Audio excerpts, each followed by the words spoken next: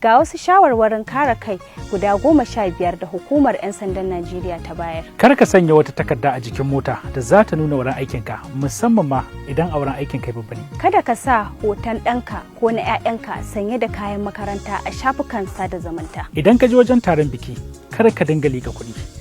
Ka samu wata hanyar da za ka yi wa makaɗan kyauta. Kada ka je na'urar cire kuɗi, ka ciri kuɗi masu yawa, sannan ka dubi idon jama'a ka sa su cikin jaka don ka nuna kai mai kuɗi ne. Ko da yaushe kasance kana goge sakonnin kuɗi da bankuna suke turo maka, sai dai ya kasance ka rike kuɗin a cikin kwakwalwarka.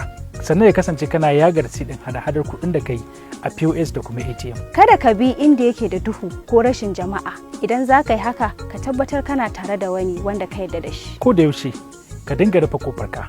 Ko da kuwa za ka fita ka kaso janareto ne. Kada ka rataye katin shaidar wurin aikinka a wuya, in dai ba a wurin aikin kake ba mai buƙatar sanin inda kake aiki in ka fita. Yana da kyau ka dinga sanar da iyayenka da kuma iyalinka a inda kake da halin da kake ciki a ko da yaushe. Kada a aiki yaro shi kaɗai waje, a tabbatar an haɗa shi da wani babba. Kada ya kasance kana nuna kai babba ne a unguwarku ta hanyar yin kyaututtuka da kuma ba da wasu abubuwa a zahiri. Ka riƙa yi a cikin sirri yafi. Kada ka dinga kai dare ko maraice a wurin aiki. Idan akwai aikin da ya rage maka, ka je da shi gida ka yi, ko kuma idan ka dawo gobe ka ida. Har kullum ka riƙa kawo matakan kariya a wuraren da za ka je ko abubuwan da za ka yi. Ka san irin abubuwan da za ka dinga sanyawa a shafukan sada zumunta game da kanka da kuma iyalanka.